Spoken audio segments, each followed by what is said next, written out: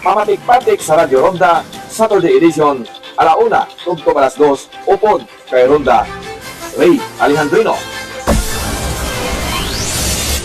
Ronda Puwersa! Ronda Puwersa, Saturday edition, alas 3, tugtog alas 4 ang takna sa hapon, upod kay Tito Joel Vera. Rondahanay! Gabi! Rondahanay sa gabi, Saturday edition, upod kay Ronda Striker Landy Guzman, kag Ronda Tito Joel Vera, alas 7, tugtog alas 8, Sabado ngadlaw. Ronda Express! Ronda Express, kada Domingo, alas 9, tugtog alas 10 ang takna sa aga, upod kay Ronda Striker Landy Guzman. Daw kahapon lamang. Daw kahapon lamang, kada Domingo, alas 2, tugtog alas 4 ang takna sa hapon, upod kay Ronda Ray Alejandrino.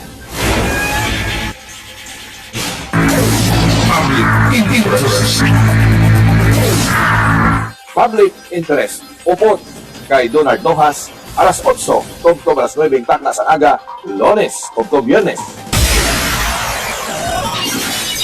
Ronda sa ikayong lawas. Ronda sa ikayong lawas, alas 9, tugtog alas 10 ang takna sa aga, Lunes, tugtog Biyernes. Rangkahanay live, alauna, tugtog alas 2 ang takna sa hapon, Lunes, tugtog Biyernes, upod kay Frank Villanueva.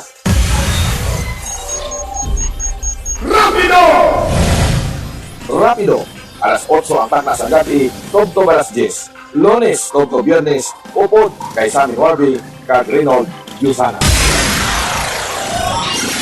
Tagna, Domingong adlaw, alas 12, tugtog alas 2 ang takna sa hapon. Tagna, upod kay Joyce Tutigon.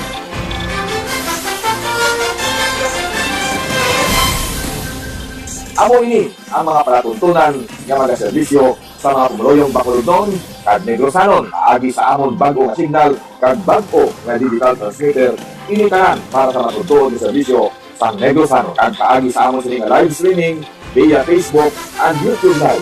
Makita na sa aton mga autoran ng mga OFW, mga Pinoy residents sa bilog nga kalibutan. Amo ini ang DYTV Radio Ronda 1404 sa inyo tagsa kanunaysuan sa radio dial sa in-and-back.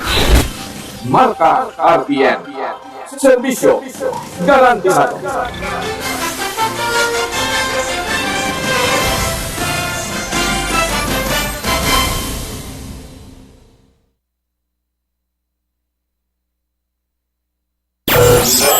DYKB Bacolod, mas pinalawak, mas pinalakas. DYKB Radio Ronda.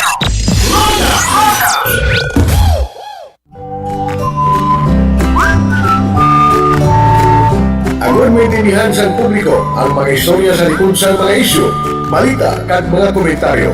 Magpamati sa Kapihan sa Radyo Ronda. Melting pot sa mga balita kag isyu, Kapihan sa Radyo Ronda. Las 7 tuwing las 9 sa aga tag sa Domingo. Diri sa RPN DYKB Radyo Ronda 1404 kHz Bacolod. Live man sa Facebook kag sa YouTube. Ubod kay Butch Gasper Jr. kag sa espesyal na mga binapin.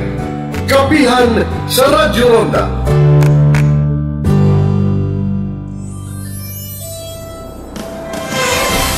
Yari ang mga programa sa RPN DYTV Radio Ronda 1404 sa tagsalisuan sa kini sa mga detail sa siyudad sa Bacolod para sa atong mga tagpalamati.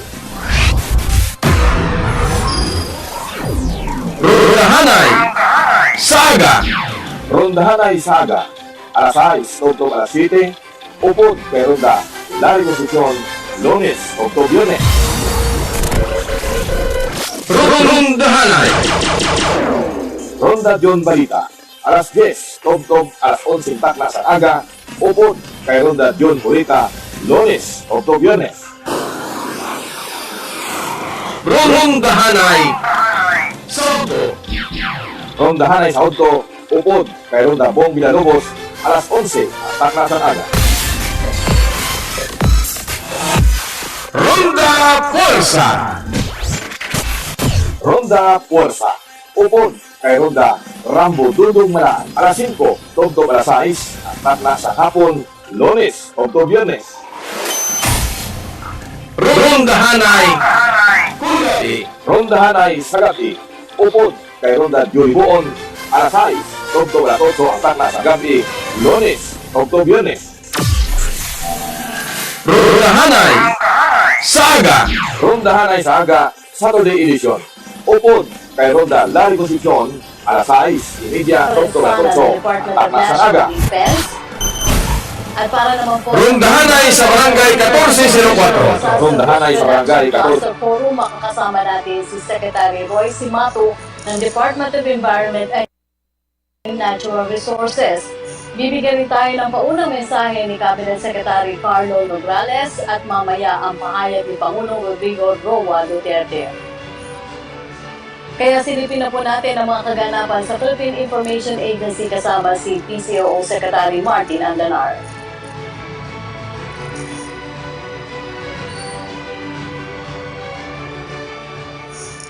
COVID-19. And together, we can beat the solution. B. Bawal walang mask. I. Sanitize sa mga kamay. Iwas hawak sa mga bakal. D. Distansya ng 1 metro. A. Alamin ang totoong impormasyon tungkol sa COVID-19. Protektahan natin ang sarili at mga mahal sa buhay. Beat the solution sa COVID-19.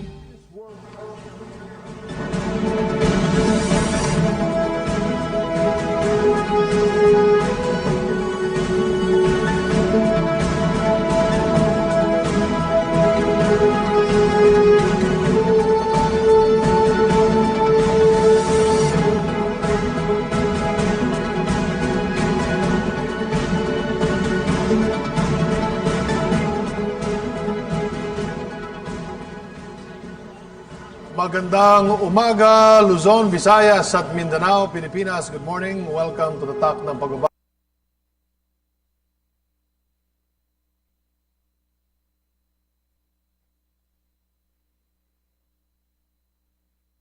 At ang cabinet clusters ay narito upang mag-ulat sa sambayan ng Pilipino ukol sa tunay na kalagayan ng bansa at ang mga hakbang na ipinapatupad ng gobyerno na magbibigay solusyon sa mga hamon na dulot ng COVID-19 pandemic.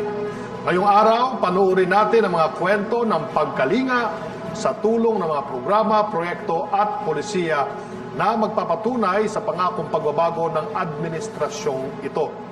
Sa ating huling pre-SONA forum, ating kikilalanin ang mga clusters na nangangalaga sa kalikasan at kaligtasan ng bawat Pilipino. Ano nga ba ang mga programa at mga plano para sa seguridad ng ating mga kababayan? Matapos ang matagumpay na pag-rehabilitate sa Boracay, ano pa ba ang mga pulisiyang ilulunsad para mas mapangalagaan ang ating kalikasan? Ating alamin dito sa tatak ng Pagbabago 2020, the Pre-SONA Forum.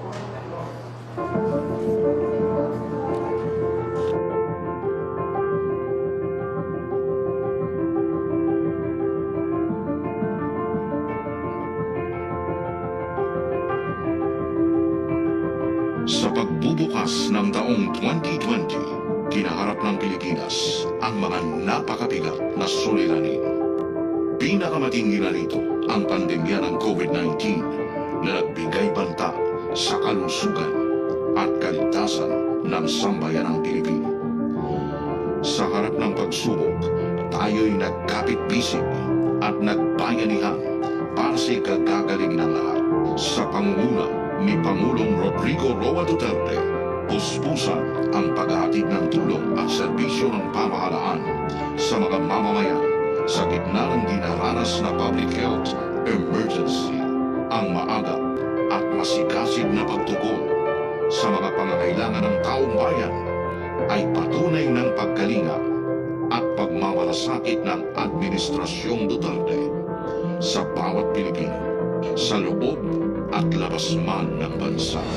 Bilang paghahanda para sa State of the Nation Address ni Pangulong Duterte, muling inihahandog ng Cabinet Clusters ang tatak ng pagbabago 2020, the Pre-SONA Forums. Sa pagkakataong ito, haharap sa sambayanan ng 6 na Cabinet Clusters upang ihatid ang mga tamang impormasyon at iulat ang katotohanan tungkol sa kalagayan ng ating bansa. Bitbit ang temang patunay ng pagkalinga. Layunin itong sugpuin ang paglaganap ng fake news at disinformation.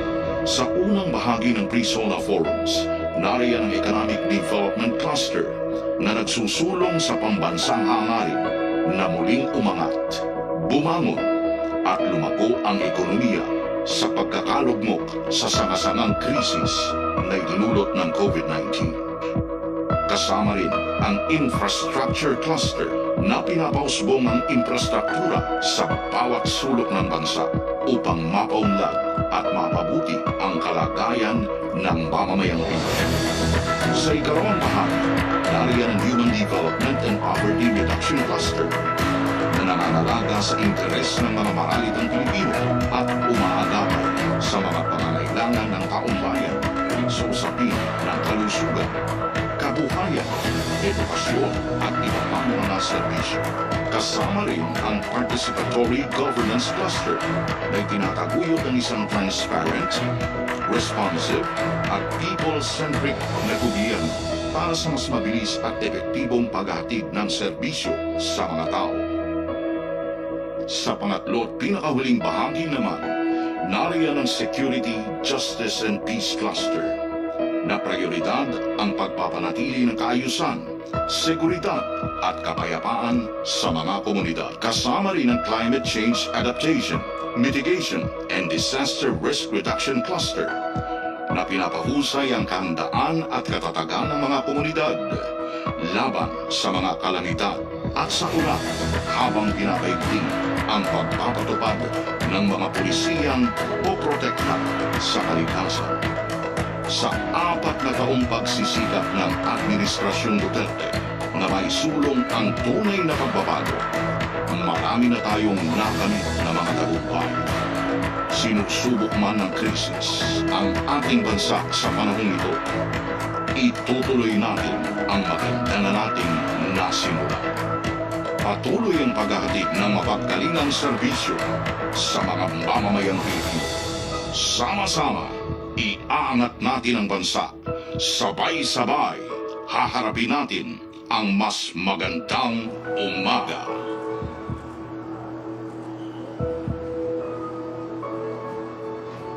Executive Secretary Salvador Medialdea, National Defense Secretary Delphine Lorenzana, Environment and Natural Resources Secretary Roy Simatu, Presidential Communications Secretary Martin Andanar, my fellow Cabinet Secretaries, mga kabalikat ko sa Gabinete, members of the Diplomatic Corps, partners in the private sector and civil society organizations, friends from the media, fellow public servants, mga kababayan, maayong buntag.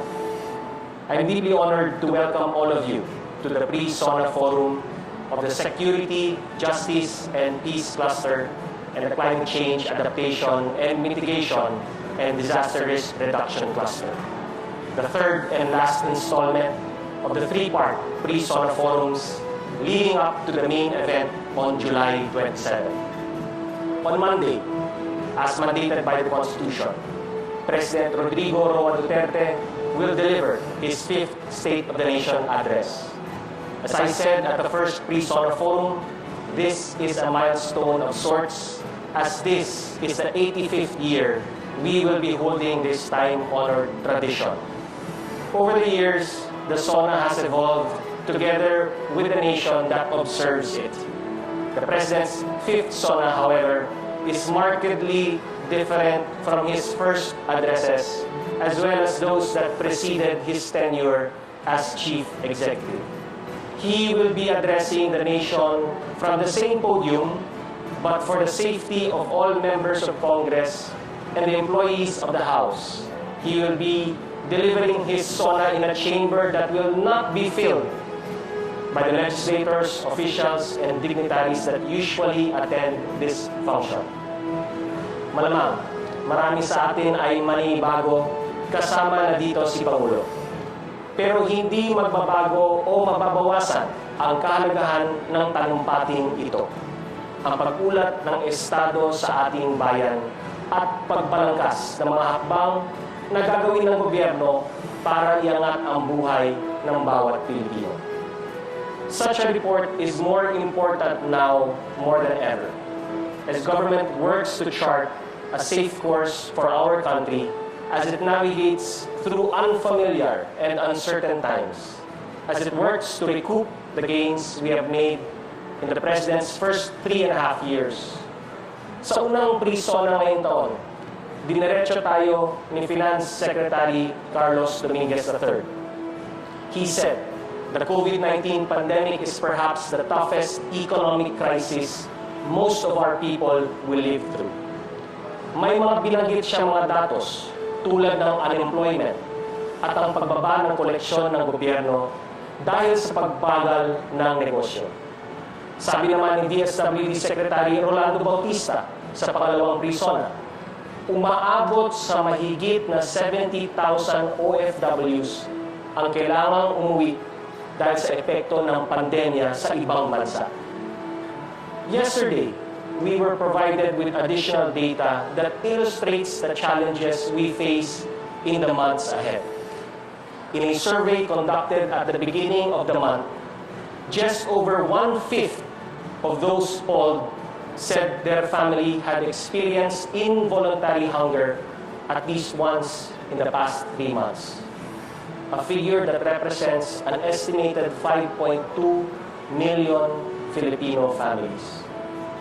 DepEd Secretary Leonor Briones reported, on the other hand, that only 27% of those enrolled in private institutions of learning have returned to their schools, as many private school students have been transferred by their parents to public schools, with families feeling the economic fallout of the COVID-19 pandemic. Overall, according to Secretary Briones, the number of enrollees in both private and public schools has so far reached only 77% of DepEd's enrollment target of 27 million. Matindi, malawak, at masakit ang epekto ng COVID-19. May mga pamilyang di makakain. May mga pamilyang di makakapagpaaral. As in any natural disaster, it is society's most vulnerable sectors that have borne the brunt of this pandemic. Our farmers, our youth, our poor. Your government recognizes this, which is why Secretary Bautista stressed last week, patuloy na nagtutulungan ang lahat ng ahensya sa pagbangon ng ating kapwa Pilipino mula sa krisis na ating ngayong hinaharap. Ulitin ko po, ang malasakit para sa bawat Pilipino ay nananatiling pangunahing adhikain ng administrasyon para sa ikagiginhawa ng bawat sektor sa ating lipunan, kahit sa panahon ng pandemya. Malinaw po ito sa ibinuhos na pondo para magbigay ng ayuda at para matulungan ang ating mga kababayan. As Secretary Bautista reported, over 106 billion pesos from our Social Amelioration Program or SAP was distributed to provide assistance to more than 19 million beneficiaries during the pandemic. Bukod po dito, naglaan din ng pondo ang gobyerno para sa ating mga manggagawa, mga magsasaka at mga estudyante. For example, the SSS has approved a total of 479,000 applications for calamity assistance amounting to 7.5 billion pesos. To date, it has released 1.7 billion pesos to 102,500 borrowers. It has also launched a program for laid-off workers. And since the start of the lockdown, it has already approved 6,300 applications totaling 84.4 million pesos. To date, SSS has released 76.2 million worth of benefits to 5,740 applicants. The Department of Labor and Employment, for its part, has extended financial aid totaling 6.4 billion pesos to over 1.18 million displaced employees in the formal and informal sectors of the economy, including returning OFWs. Meanwhile, the Department of Agriculture released cash subsidies to over 1 million affected farmers and fisherfolk amounting to 6 billion pesos. Para naman sa mga apektado sa sektor ng edukasyon, may mga hakbang at programa na inilunsad ang pamahalaan upang matugunan ang pangangailangan nila. For those employed by the Government Service Insurance System will introduce a new 30,000 peso computer loan program to help members purchase a computer in light of the shift to distance learning or online classes. In addition to this, in September, the GSIS will launch an educational loan program for its members to help them pay tuition and other school fees for their nominated student beneficiaries. Maglulunsad ang GSIS ng mga bagong programa para matulungan ang mga kawani ng pamahalaan sa pagpapaaral sa kanilang mga supling. Maliban sa computer loan program, meron din programa para sa matrikula at iba pang mga kaugnay na bayarin. To address the struggles of private schools, private educational institutions can also seek help from the Land Bank of the Philippines Study Now, Pay Later lending program. Since the program's launch 2 months ago, over 80 educational institutions nationwide have expressed interest in accessing this credit facility. As of the beginning of this month, the bank has approved loan applications totaling 260 million pesos. Ito ang ilan sa mga hakbang ng gobyerno para matugunan ang pangangailangan ng ating mga naghihirap na kababayan. Today, we wrap up the pre-SONA activities, beginning with the reports of the Security, Justice, and Peace Cluster and the Climate Change Adaptation and Mitigation and Disaster Risk Reduction Cluster.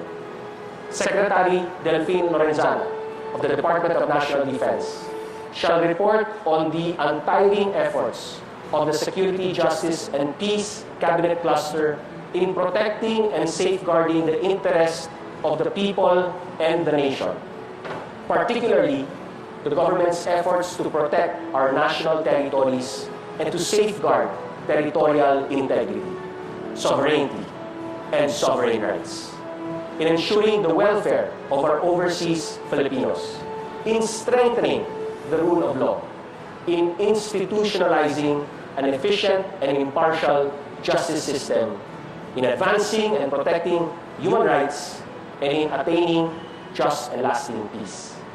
We shall also be provided with information on how the country has increased its defense and security engagements with the international community in areas of logistics and defense support. More importantly, how we shifted from military-centric to civilian-led approach in confronting the armed communist movement and ending armed communist insurgency.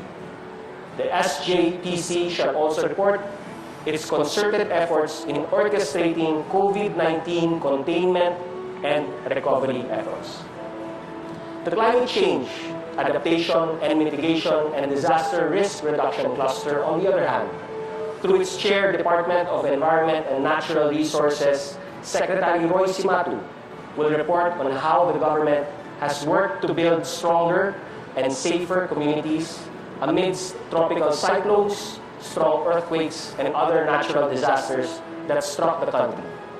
Their report will also include how government has responded to disasters through assistance for search, rescue, and retrieval operations, cash for work, loan assistance for agricultural production, processing facilities, and farm improvement for typhoon, earthquake victims, and the recent Taal volcano eruption. It will also highlight improved natural systems which include the rehabilitation of Boracay and Manila Bay, enhanced climate-resilient communities, reforestation through the enhanced National Greening Program, and better management of hazardous wastes, particularly medical wastes due to COVID-19. Following the presentation of these clusters, an open forum will follow to afford you the opportunity to direct your questions at the concerned department secretaries and heads of agencies. Before I wrap up, allow me to extend my sincerest gratitude and congratulations to our partners who made today's pre-SONA forum possible: the Security, Justice, and Peace Cluster, the Climate Change, Adaptation, and Mitigation and Disaster Risk Reduction Cluster, the Presidential Communications Operations Office, the Office of the Executive Secretary, and my fellow workers in the Office of the President. We all also extend our gratitude to all those who tuned in to watch these pre-SONAs to know more about where our country is at, where it is going, and how we are going to get there. Mga kababayan, laging tandaan, kapag sama-sama, kaya nating umahon. Sa tulong ng Diyos at sa magkaisang aksyon, tayo ay babago. Maraming salamat po. Maraming salamat, Secretary Carlo Morales, Cabinet Secretary. Impormasyon na mahalagang malaman ng bawat Pilipino ang dahilan kung bakit patuloy na inilulunsa ng Presidential Communications Operations Office ang tatak ng pagbabago 2020 sa kabila ng isang pandemya. At ngayong ilang araw na lamang bago ang State of the Nation Address ng Pangulo, tayo ay may pakikinggan na dalawa pang cluster. Unahin natin ang isang cluster na walang sawang nagpapakita ng katapangan sa pagsigurong nananatiling ligtas ang ating bayan.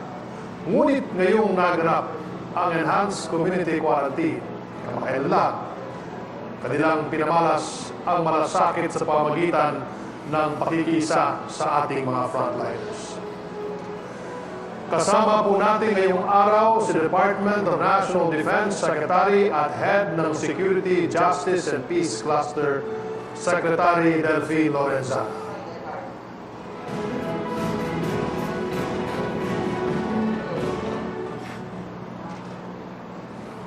Mula sa Security, Justice, and Peace Cluster na binubuo ng Department of the Interior and Local Government, Department of Foreign Affairs, Department of National Defense, Department of Justice, Office of the Presidential Advisor on the Peace Process, at National Security Council, isang ligtas at mapayapang araw sa ating lahat.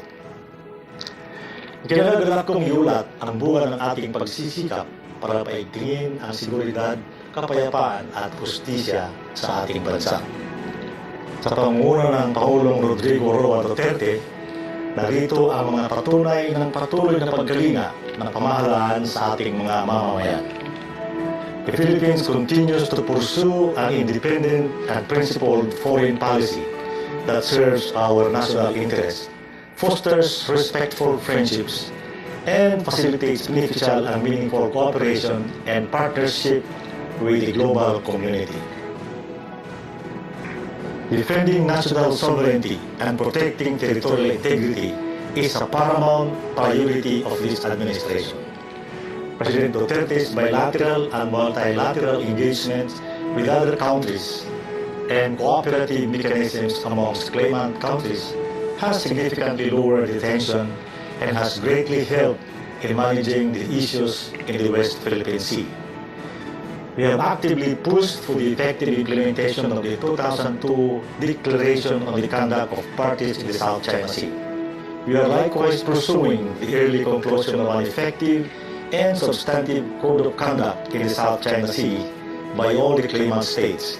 We continue to engage them in confidence-building measures to improve the living conditions of our people in the West Philippine Sea. We are upgrading existing facilities in the 9 islands that comprise the municipality of Kalayaan, particularly the island of Pag-asa. For the first time since 1970s, Pag-asa Island has received major infrastructure upgrades, namely a ship beaching ramp and a sheltered port for our fishermen. It is now easier to proceed with other development projects such as concreting the runway and its apron and construction of other structures for the residents and our troops. Addressing recurrent incursions and harassments by military and civilian Chinese vessels, the Philippines has taken diplomatic actions against China for activities against our national sovereignty. This is on top of our enhanced surveillance, enforcement, security, and development capabilities in the area. The AFP improved its identification, detection, and interdiction efforts through our newly installed air defense surveillance radars, the conduct of wider air and maritime patrols, and setting up additional detachments in strategic locations. Dahil sa mga ito, pasosyo na nating namamantayan at namamanmanan ang kalawakan at karagatan sa ating teritoryo. We continue to boost our defense capabilities through the AFP Modernization Program.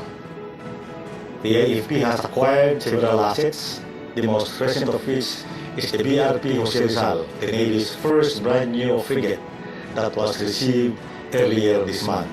Combat support aircraft are also due for delivery this year to the Philippine Air Force. Meanwhile, the President ordered us to defer the termination of the Visiting Forces Agreement with the United States.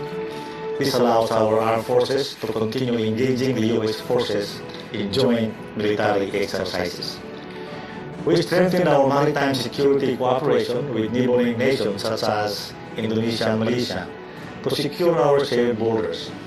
We also agreed with Indonesia and Palau to advance common interest in managing and preserving marine resources in the exclusive economic zones of the three countries.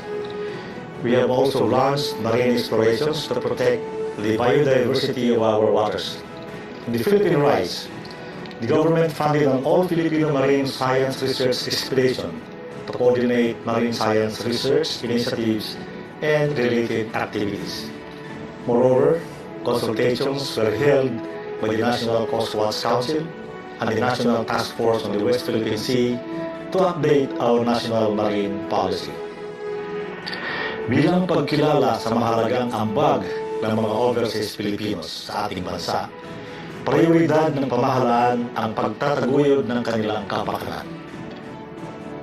Upang matiyak ang agarang serbisyo saan man sila naroroon, nagdagdag ng 6 na embahada at konsulado ang Department of Foreign Affairs sa iba't ibang panig ng daigdig. Pinalakas natin ang pananaig ng batas sa ating bansa. Napanatili ng ating kapulisan ang kapayapaan at kaligtasan ng ating mga pamayanan. Bumaba ang bilang ng krimen, napabilis ang pagresolba sa mga ito, at napaigting ang kampanya laban sa illegal na droga. The overall national crime incidence has decreased in the first 6 months of 2020 by 51%. Bunga naman ng mga reforma sa Department of Justice, bumilis ang pagresolba ng kaso sa piskalya at ang pagsasampa ng mga ito sa korte. Dahil sa pinalakas ng prosekusyon, nabawasan ang mga kasong madidismiss at dumami ang nalilitis at nahahatulan. Sa pagdami ng ating abogado, napalawig ang pagbibigay ng libreng payo at serbisyong legal sa ating mga mamamayan. This allows a sense of equity and fairness as those who have less in life are assured of quick and impartial justice, boosting our people's confidence in our judicial system. Bilang pangangalaga at pagsulong sa karapatan ng tao, inihabla natin ang mga organisasyong konektado sa terorista at komunistang grupong CPP-NPA. Kinasuhan ng marder sina Jose Maria Sison, Sartor Ocampo at kanilang mga kasama para panagutan ang inupakan massacre noong dekada 80 kung saan pinapatay nila ang maraming miyembro ng CPP-NPA dahil sa purging o paglilinis ng kanilang hanay. Kaugnay nito, naglabas na ng warrant of arrest ang korte laban kay Sison at mga kasamahan nito.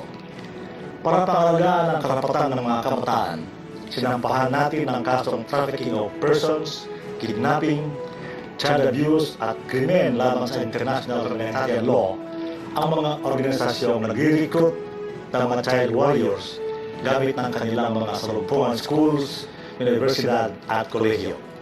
Sa pakikipagtulungan natin sa kagawaran ng edukasyon, naipasara ang mga huwad ng mga paaralang ito na ginagamit na prente ng CPP, NPA, NDF. Layunin ng mga ito na linlangin ang mga katutubong kabataan, lasunin ang kanilang isipan at turuan silang labanan ang pamahalaan. Tinutulungan natin ngayon ang mga apektadong mag-aaral para magkaroon ng dekalidad, kapaki-pakinabang, makabuluhan at makabayang edukasyon. Inihabla din natin ang 14 na kasapi ng CPP, NPA, NDF sa kasong pagpaslang at pagkakaroon ng mga iligal na pampasabog, mga bala at armas. Tungo sa pangarap ng bawat Pilipino na makamit ang maginhawang buhay, nagsisikap ang pamahalaan para ito ay makamtan. Ngunit, hindi ito matatamo kung walang seguridad at kapayapaan sa buong kapuluan. Kaya sa umpisa ng pamumuno ni Pangulong Duterte, gumawa siya ng hakbang para matuloy ang pag-uusap tungkol sa kapayapaan at tigil putukan sa lahat ng mga armadong grupong lumalaban sa gobyerno. Unfortunately, the attempt to dialogue with the CPP, NPA, NDF did not prosper due to their insincerity. The government has no choice but to address the communist insurgency on its own. To end the 51-year-old communist insurgency, the National Task Force to End Local Communist Armed Conflict was created to harmonize all efforts of the government to implement a peace framework centered on national development and good governance. Hindi baril at bala ang solusyon para wakasan ang mga armadong grupong lumalaban sa pamahalaan, kundi mabigyan sila ng pagkakataong magbagong buhay at mabuhay ng tahimik kapiling ng kanilang mga pamilya. Dahil sa Enhanced Comprehensive Local Integration Program ng Task Force Balik Loob na binubuo ng iba't ibang ahensya ng nasyonal at lokal na pamahalaan, libo-libong dating rebelde na ang natulungang magkaroon ng bahay, lupa, kasanayan at kabuhayan. Sila ang nagiging inspirasyon ng mga dati nilang kasamahan para sila ay magbalik loob na rin. Upang matugunan ang mga pangailangan ng mga nagbabalik loob, nagpagawa tayo ng mga halfway homes sa mga lalawigan para magsilbing pansamantala nilang tuluyan habang inaayos ang kanilang permanenteng tirahan at kabuhayan. We are also honoring our signed peace agreements with the other internal armed conflict groups such as with the MILF, MNLF, RPMP, RPA, ABB, TG Kapatiran, and CBA, CPLA. Patuloy nating binubuhusan ng tulong ang mga komunidad sa pamamagitan ng payapa at masagalang pamayanan o pamana program. Marami na ang natapos at marami pang kasalukuyang ginagawang community development projects sa buong bansa. In Marawi City, our social healing and peace-building programs are being implemented to promote social cohesion and develop a culture of peace, mutual understanding, and solidarity. Through various peace forums, former combatants and their families have become peaceful and productive citizens. Binarangkas natin ang National Action Plan on Preventing and Countering Violent Extremism in the Philippines, ang kauna-unahang programang kontra sa radikalismo sa Timog Silangang Asya. Pinagkakaisa nito ang pamahalaan, civil society, relihiyosong grupo, at iba't ibang sektor ng lipunan para masumpo ang radikalismo. The most successful peace initiative of the government is the passage of the Bangsamoro Organic Law that created the Bangsamoro Autonomous Region in Muslim Mindanao o BARMM. The Bangsamoro Transitional Authority undertakes capacity building, legislates laws, and pursues partnerships with the national government and international community to realize the dream of self-rule. An intergovernmental relations body has been formed to coordinate, the efforts of the national and BARMM governments for the development of BARM. Part of the Bangsamoro Organic Law is the decommissioning of the MILF combatants. 30% of them have already been decommissioned, and the remaining 70% will be decommissioned in the next 2 years. The passage of Republic Act number 11479, also known as the Anti-Terrorism Act of 2020, will greatly enable our security forces to proactively prevent and defeat terrorism. Titiyakin namin na ang bisa ng batas na ito ay itutuon lamang sa mga teroristang gusto maghasik ng lagim at karahasan sa ating mga mamamayan at pamayanan. Hindi namin pahihintulutang magamit ito para hadlangan o iurakan ang mga karapatang pantao sa ating lipunan. Sa kasalukuyan, ang buong daigdig ay nakatuon sa pandemyang COVID-19. Nagsisikap tayo para pigilan ang pagkalat ng sakit at maibsan ang masamang epekto nito sa buhay ng ating mga kababayan at sa ating bansa. The National Task Force on COVID-19 integrates, streamlines, and decentralizes government's efforts through our National Action Plan. Anchored on the Test, Treat, and Trace Management System, we focus on prevention, detection, isolation, treatment, reintegration, and eventual adaptation to the new normal. As of July 16, 87 na ngayon ang ating testing laboratories at nasa mahigit 50,000 na kada araw ang ating kakayahang mag-testing. Maliban sa 4 na mega swabbing centers, mayroon na rin tayong 15 mega COVID temporary treatment at monitoring facilities at higit 7,000 local isolation at general treatment facilities sa buong bansa. Halos 2 milyong personal protective equipment at libu-libong PCR kits na rin ang ating naipamahagi sa mga ospital at ibang frontliners. Massive efforts were also undertaken by the DFA to bring home overseas Filipinos who were displaced and stranded due to the pandemic. Those who were severely affected were provided with financial and legal assistance.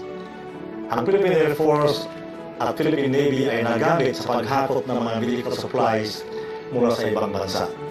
Nagamit din ng Philippine Air Force, Philippine Navy, at Philippine Coast Guards sa paghatid ng mga dumadating ng mga overseas Filipinos at locally stranded individuals sa kanilang lalawigan. Ang Philippine Army naman ay nagbigay ng libreng sakay sa Metro Manila. Nitong ika-18 ng Hulyo, mahigit 72,000 overseas Filipinos na ang ating ligtas na nihatid sa kanilang mga probinsya.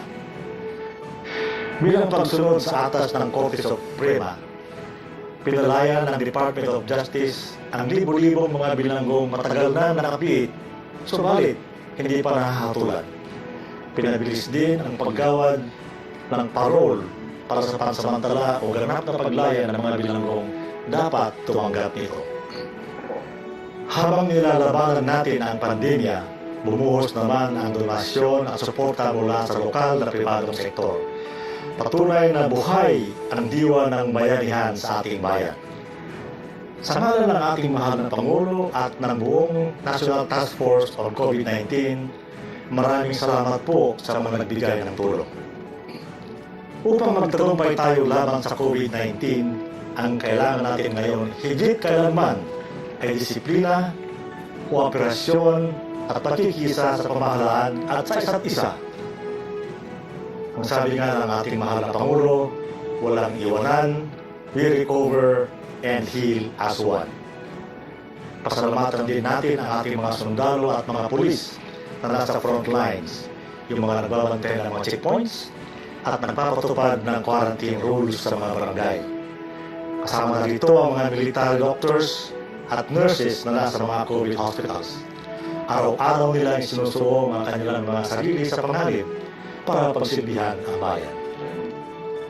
Sa ngalan ng buong Security, Justice and Peace Cluster na pinangungunahan ni na Secretary Teodoro Locsin Jr., Secretary Eduardo Año, Secretary Carlito Galvez Jr., Secretary Minardo Guevara, Secretary Hermogenes Esperon Jr. at ang inyong lingkod, Secretary Delfin Lorenzana, kami pong lahat ay lubos na nagpapasalamat sa inyong patuloy na suporta. Maraming salamat at mabuhay ang sambayanang Pilipino. Maraming salamat, Secretary Delfin Lorenzana, at sa lahat ng mga modernong bayaning bumubuo sa inyong cluster. Decisive leadership, ito ang dahilan kung bakit natin nakakamit ang progreso. Sa administrasyon na ito din na ipakita na decisive leadership can also be the key para magkaroon ng pagbabago sa pangalaga sa ating kalikasan. Matapos ang matagumpay na rehabilitasyon ng Boracay at Manila Bay, ano-ano pa ba ang mga hakbang ng Climate Change Adaptation and Mitigation and Risk Reduction Cluster para masigurado na kasama ang kalikasan sa pag-asenso at pagtamasa ng positibong mga resulta. Alamin natin mula mismo sa head ng cluster, DENR Secretary Roy Simato.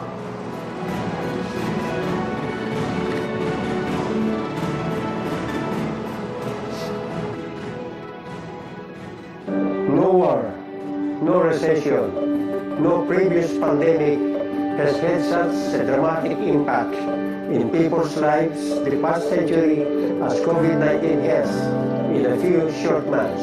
On the other hand, climate change is perhaps the greatest challenge we have ever faced post-industrial revolution. Average global temperatures have risen by almost 1 degree centigrade because of increased human activities. The scientists have warned about global warming, hitting the point of no return. If this tipping point needs to be delayed or tackled, we must limit carbon emissions to keep global temperature rise to less than 2 degrees centigrade within this century. Sa gitna ng pandemya ng COVID-19, paano ba natin harapin ang banta ng krisis sa klima? Any long-term response to COVID-19 and zoonotic diseases must tackle environmental protection and climate change. So therefore, climate action needs to be consistently pursued. The Cabinet Cluster on Climate Change, Adaptation, Mitigation, and Disaster Risk Reduction has been moving in a direction where our actions and investments today will potentially prepare us for the current health emergency, future pandemic, and the looming climate crisis. The Cabinet Cluster on Climate Change Adaptation, Mitigation, and Disaster Risk Reduction worked relentlessly to help President Rodrigo Roa Duterte build stronger and safer communities. July 2019 to May 2020, tropical cyclones struck the Philippine Islands, strong earthquakes in different places, and an El Nino was experienced. These caused billion-peso damages to properties, agriculture, and infrastructure. Precious lives were lost, thousands injured. January 12, 2020, the Taal volcano erupted. Billions of pesos worth of damages to agriculture and infrastructure were reported, affecting thousands of families. Maagap at mapagkalinga tayo sa ating mga kababayan bilang tugon sa panahon ng krisis.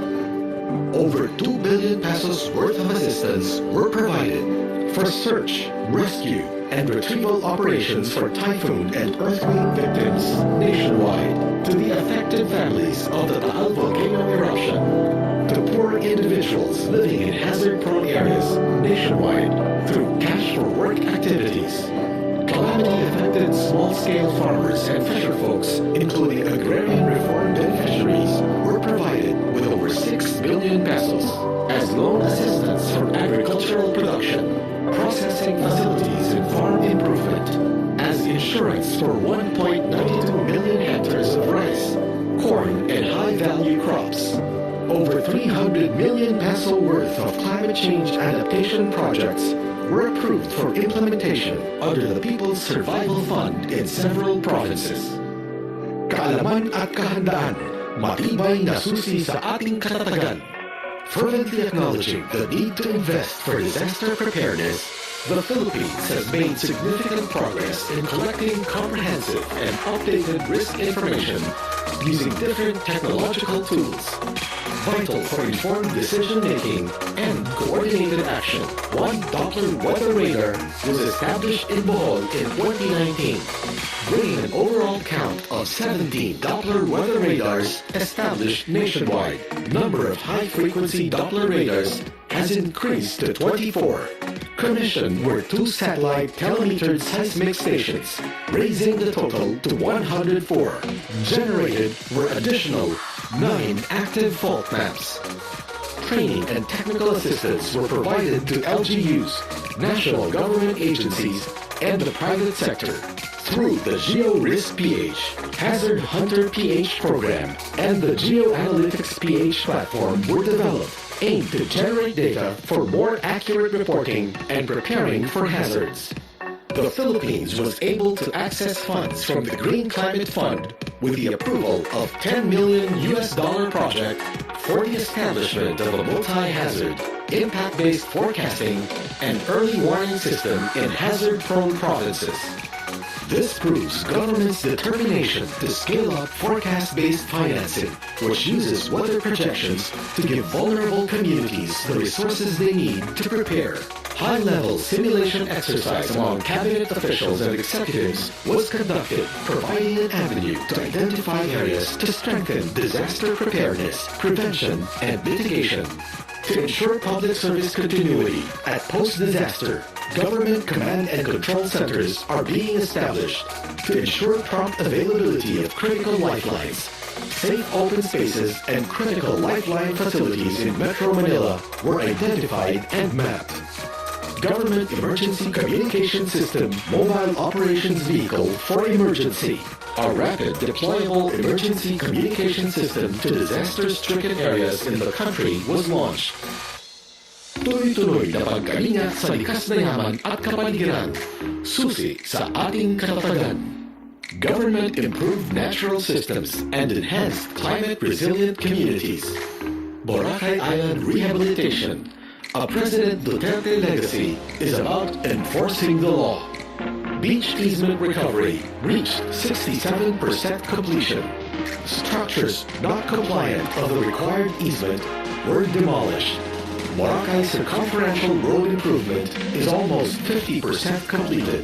Boracay drainage improvement project's construction to address island flooding is on track. Water quality already reached the safe level for swimming and skin diving. Manila Bay's rehabilitation makes headway in the cleanup and improving the water quality, another milestone of the President. At the Manila Baywalk, a 1.7-kilometer wastewater interceptor was constructed to catch dirty waters from the 3 notorious outfalls of Manila at a solar-powered sewerage treatment plant, STP, beside the Manila Yacht Club. This STP is capable of treating 500,000 liters of untreated water per day. As a result, coliform levels at the Baywalk area have drastically decreased recently. A 2.5-kilometer-long trash boom was already installed, designed to trap for collection of floating debris coming offshore before these would inundate the seawall of the Manila Baywalk. Dredging the waters fronting the whole Manila Baywalk is in full blast, while nourishment of the beach area beside the U.S. Embassy is ongoing. Dredging of the Tullahan-Tinajenos River system through the support of San Miguel Corporation's $1 billion pledge for the dredging and cleanup of the river system has started. With the help of barangays, communities, private sectors, and Estero Rangers, the massive cleanup of Esteros continues. Direct dumping of trash along the riverways draining to Manila Bay is a critical issue that needs to be resolved in a comprehensive manner. Provision for resettlement of the informal settler families is a key action in the rehabilitation of Manila Bay. with the relentless cleanup drive and the mobilization of the barangays and communities, this is how Paseco looks like now. The cleanup prepared the communities for the need for continuing hygiene to fight COVID-19. After 1 year since the battle for the Manila Bay was waged, people can see concrete actions whereby they can look forward, watching the sunset by the bay and enjoy a nearby beach. Enhanced National Greening Program remains the government's major tool for reforestation. 2.031 million hectares were planted with 1.704 billion seedlings, generating 5,004,336 jobs. ENGP provides livelihood opportunities to the communities. Support to bamboo plantations was increased. Mangrove rehabilitation is being pursued to protect coastal communities. 35 legislated marine protected areas are being maintained and protected. 29 marine protected area networks were established to improve fish catch and conserve biodiversity. Rehabilitation of mineralized areas and slope stabilization of mined out and tailings covered areas is being implemented. To ensure steady water supply, the Angat Dam low-level outlet was rehabilitated to serve as backup water discharge, ensuring operability. A total of 89 deep wells were reactivated, 156 mobile water tankers, and 12 static water tanks were deployed in 45 affected barangays. 46 groundwater monitoring wells were installed in groundwater critical areas. Outland tubig para sa kinabukasan. Makibalita, maghanda, magkaisa. The campaign to conserve water was scaled up. With the threat of COVID-19, all water utilities, water service providers were directed to submit a Waterworks Operation Action Plan. Allocation for Metropolitan Waterworks and Sewerage System was increased to meet the anticipated high water demand in Metro Manila. Government is steadfast in controlling pollution. 27 dump sites were closed. 382 materials recovery facilities and 22 sanitary landfills were constructed. To manage garbage, LGUs were provided with equipment and facilities worth over 1 billion pesos. Guidelines for the integrated management of municipal solid wastes through waste-to-energy facilities took effect. Use of certain single-use plastic items were prohibited in all government offices. Wastes from Korea without importation clearance were shipped back to Korea. To respond to the accumulation and improper disposal of medical wastes due to the COVID-19 outbreak, new policies were issued to better manage hazardous wastes. Government relentlessly pursued the protection and rehabilitation of rivers. 16 rivers nationwide were identified as most improved on water quality. 585 water bodies to date were adopted nationwide by private sector partners. Monitoring of water bodies nationwide showed improvement in water quality. Compliance enforcement in major recreational beaches was intensified. 447 notices of violations for encroachment of easements and direct discharge of wastewater were issued. Constructions of sewage treatment facilities were actively promoted among LGUs. Sabang Sewerage Collection and Treatment System Project in Puerto Galera was fully operational. Sewage treatment plant of the Panglao Bohol International Airport is operational. The LGU will soon construct.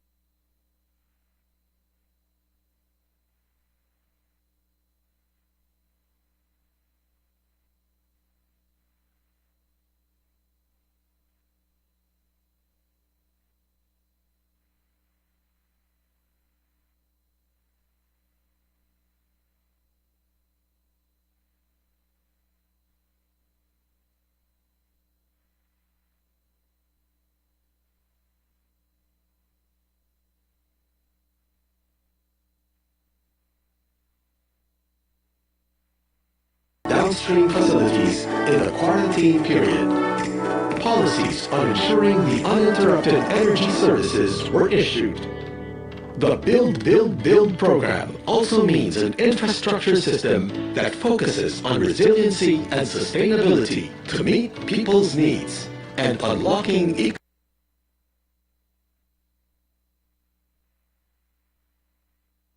economic opportunities for the people. As of March 10, 2020, 87 infrastructure projects were completed.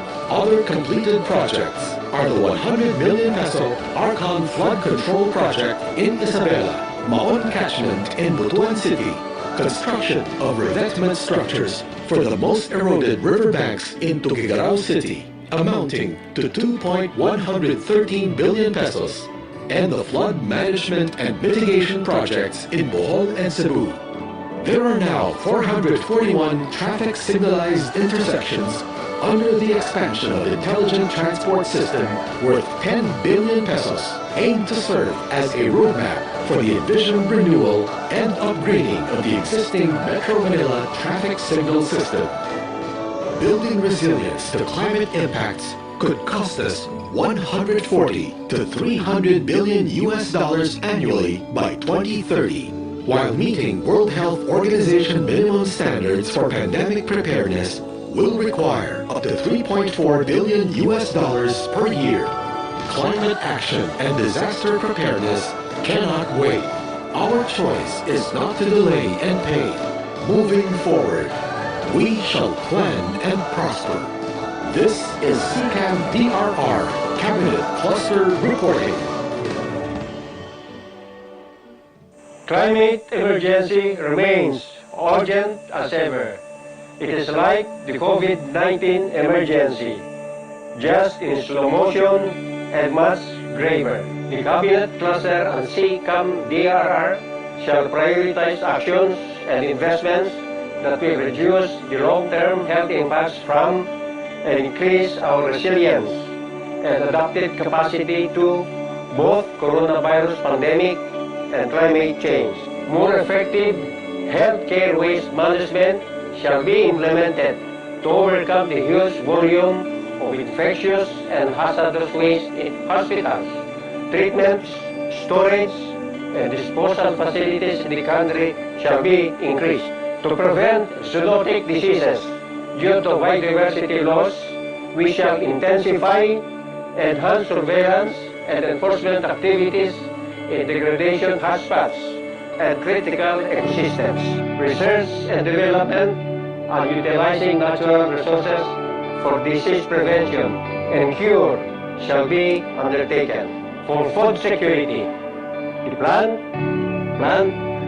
program shall be aggressively undertaken. Reforestation and watershed management, forest protection, and agroforestry development, especially in critical watersheds, shall be strengthened. Family-based approach shall be adopted under the expanded national greening program to provide livelihood opportunities. Increased demand for water during the COVID-19 pandemic shall be addressed by fast-tracking the development of alternative water sources. The capacities of the local government units, especially barangays, shall be strengthened as first responders and frontline service delivery units. Data infrastructure and early warning systems in the National Disaster Risk Reduction and Management Operations Center shall be upgraded. We shall endeavor for a low-carbon path to recovery by sustaining the investments on renewable energy and energy conservation programs to ensure continuous power supply amidst pandemic. Naramdaman natin ang kalinga ng gobyerno sa bawat bagyo, baha at lindol na dinanas natin. Nakita natin ang kalinga ng gobyerno para sa pangangalaga ng kalikasan. We were able to demonstrate to the whole world that if we act with the political will assumed by this government, in its fight against pandemic, we can actually see the change we want. Malaking dagok sa buong mundo ang naging dulot ng COVID-19. Hinamon ang ating katatagan. We are at the point where humanity is given an enforced chance to stop and think and to choose how we rebuild. And we shall come out of this in such a way that we can collectively deal with climate change and disasters. We shall reimagine our relationship with nature by catalyzing structural investments and behavior change. We shall convert this health crisis into opportunities to accelerate climate action. We shall formulate responses to the pandemic through a climate lens. Let us seize this key moment for climate response and action in the aggressive build-up of adaptive and resilient communities. Patuloy tayong maging matatag. Lalabanan natin ang dagok at hamon na kinakaharap natin. Hindi lamang sa hamon ng pandemya, ganon din sa hamon ng panahon. Palakasin natin pagkalinga tungo sa katatagan.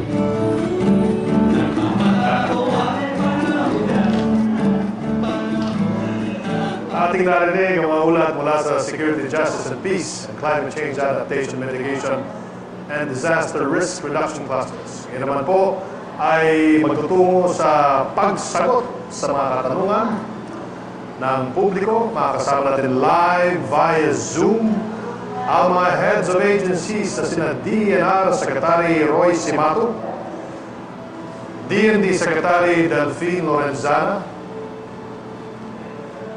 CCC Secretary Emmanuel de Guzman, DOST Secretary Fortunato Boy de la Peña, NSC Secretary Hermogenes Esperon Jr., DFA Secretary Teodoro Locsin Jr., DOJ Secretary Bernardo Guevara, DILG Secretary Eduardo Año, OPAP Secretary Carlito Galvez Jr., DA Secretary William Dar.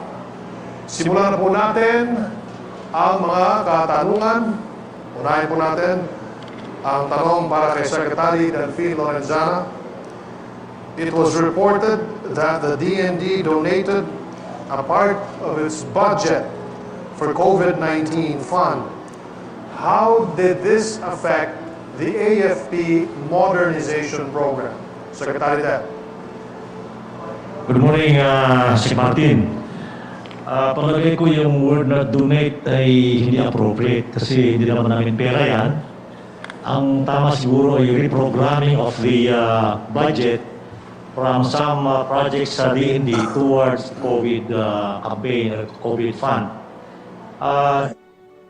Out of the 19.3 billion pesos na ibalik sa DBM, 9.4 billion ang para sa modernization.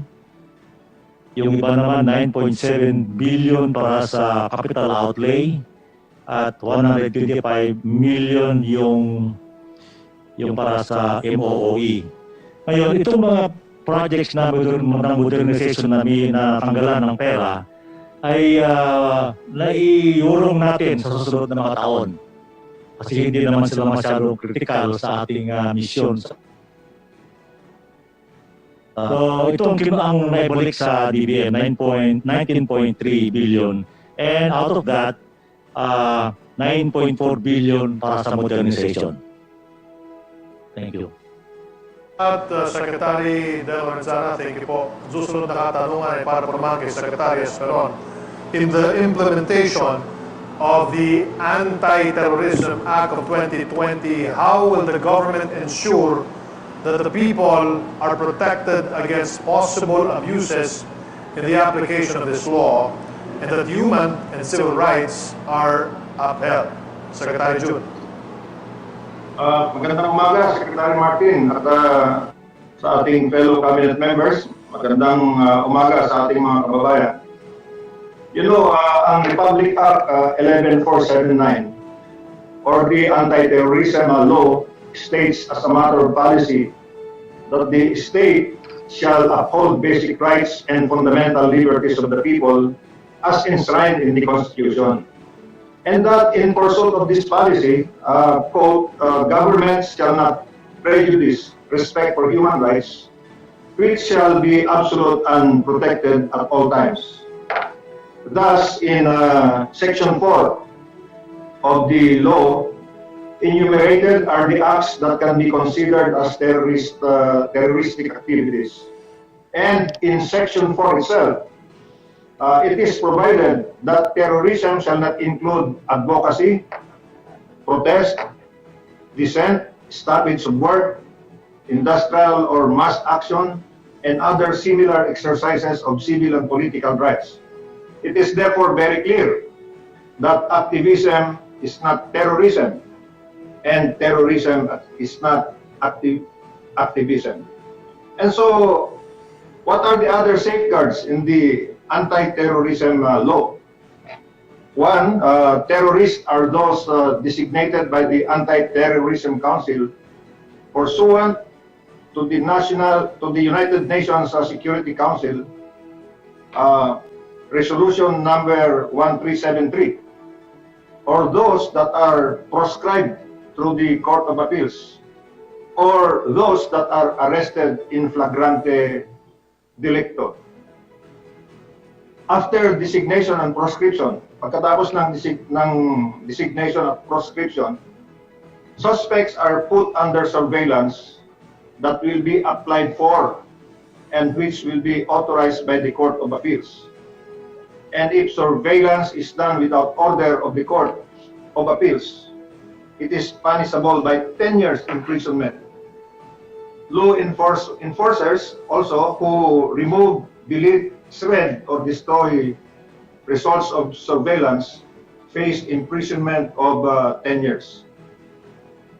Agents who open and dispose of evidence without court authority shall be penalized with 10 years of imprisonment. Moreover, arrests and detentions shall be immediately reported in writing to the judge of the court nearest the place of arrest. And this written notice must be furnished to the Anti-Terrorism Council and the Commission on Human Rights. This is the first time that we are doing it. We report the arrest to the Commission on Human Rights. Otherwise, the penalty will be 10 years imprisonment.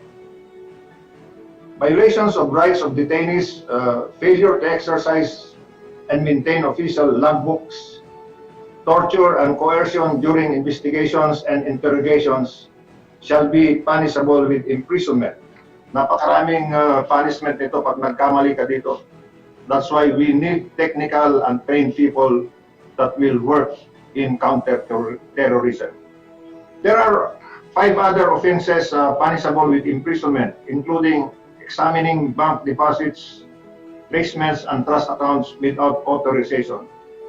And we must realize that, very importantly, as another safeguard and limit to the powers and functions of the Anti-Terrorism Council itself, the Council shall not function as a judicial or quasi-judicial body. Its actions will be based on law and by authorization of the courts.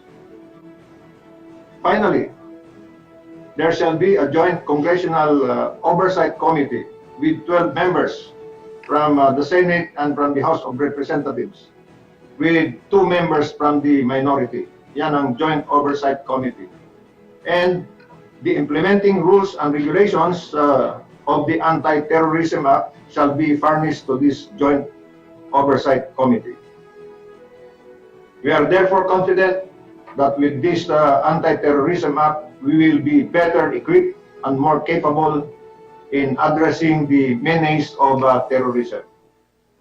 The Anti-Terrorism Act, therefore, will usher in a culture of security through orderly and legal implementation of laws and procedures. And due regard for human rights, liberty, and life. Kaya huwag matakot sa anti-terrorism law. Ito ay para sa atin. Activism is not terrorism. Terrorism is not activism. Maraming salamat. Maraming salamat, Secretary June Esperon. Ang susunod na katanungan po naman ay para kay Secretary Teddy Boy Locsin. Filipinos outside our shores are equally affected by the pandemic, if not even in more vulnerable condition. How does the DFA ensure that our overseas Filipinos are not left behind in all of our government's efforts to address the impact of the pandemic? Good afternoon, Secretary Locsin. Good afternoon, Martin. Nice to see you again. My God, you haven't seen each other for a while. We are committed to the protection of overseas Filipinos by providing various forms of assistance, as well as pursuing advocacies to ensure the protection of migrants and the fight against trafficking in persons. Since the outbreak of the COVID-19 pandemic, the DFA has been working day in, day out to assist our overseas Filipinos, following the instructions of President Rodrigo Duterte to bring home any Filipino who wants to come home. The DFA has facilitated the repatriation of about 96,228 overseas Filipinos. That's probably since yesterday, you'll probably get another 1,000 today. A total of 41,981 seafarers, 54,247 land-based overseas Filipinos. Most, if not all of them, have lost their jobs overseas as economies continue to suffer from COVID-19. The DFA and Philippine embassies and consulates general around the world have arranged repatriation and chartering of flights, the settlement of immigration penalties, we pay the penalties, and related charges, including exit visas and securing of landing clearances for flights in the Philippines. The DFA has provided standby funds to our embassies and consulates general for emergency supplies, medical assistance, food, and accommodation for overseas Filipinos severely affected by COVID-19. The DFA will continue these repatriation efforts for as long as there are Filipinos who want to come home. And when this COVID broke out, the President asked me, do you need more money? I said, no, we work with what we have. And as a result of that, we are canceling all our repairs, all our retrofitting, all our capital outlays in order to use all our money to bring our people home. Because that is what the President wants, and the President is the President of the overseas Filipinos. Thank you. Thank you very much, Secretary Locsin. Our next question is for Secretary Ed Año. How will you address the sudden surge in the number of COVID-19 cases in the country given the current capacity of the government in contact tracing? Magandang hapon po sa inyo, Secretary Ed. Magandang hapon naman, Secretary Martin. Magandang hapon sa ating mga kababayan.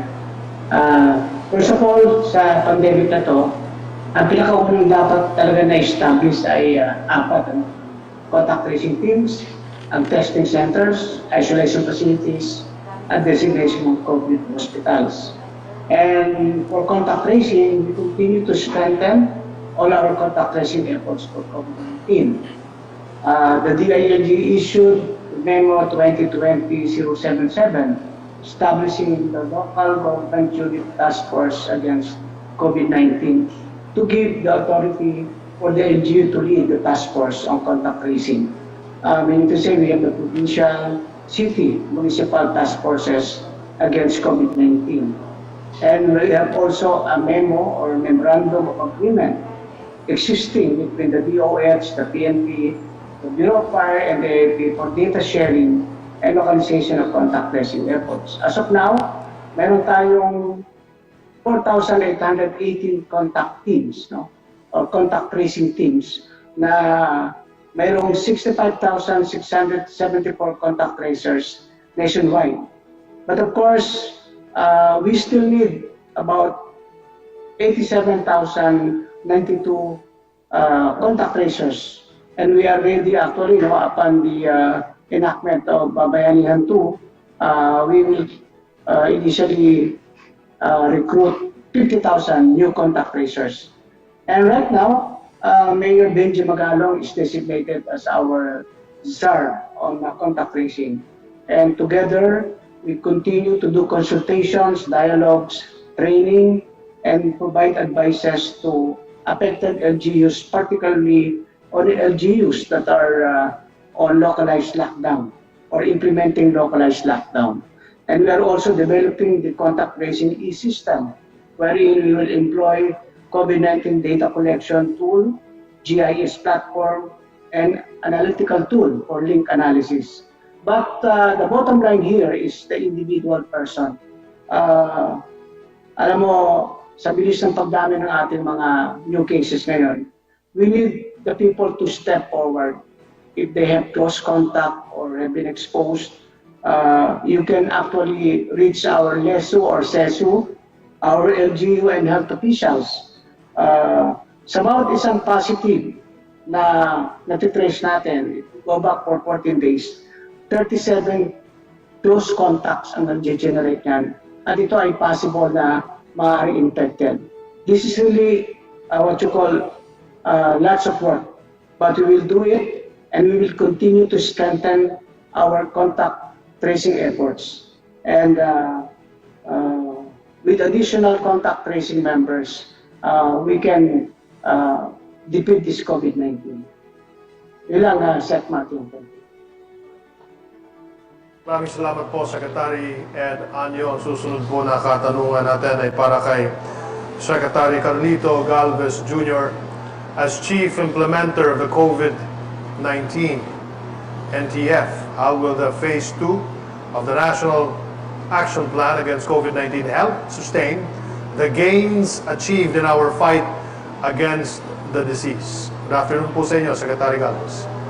Good afternoon po, Secretary Martin. The second phase of the National Action Plan against COVID-19 will focus on ensuring the health of Filipinos while we provide breathing space for our nation's economy.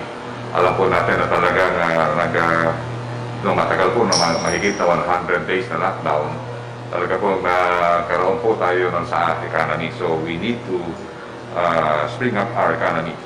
So the NAP Phase 2 is based on the hammer and dance theory, wherein the government shall continue to contain the spread of virus through its zoning and containment strategy or targeted lockdown, while slowly rebuilding our economy. So binibigyan po natin na mataas na antas na responsibilidad ang ating mga local government units, particularly ang ating mga mayors at barangay captain, para po magkaroon po tayong tinatawag na granular targeted lockdowns para po ang ano po natin ay ano po natin ng spread ng virus.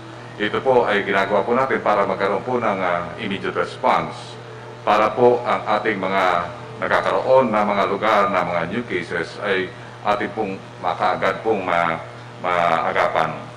We will also continue to strictly implement the health and safety standards across all quarantine classification, particularly also sa ating mga private sectors at mga workers, as well as we will further increase our testing capacity.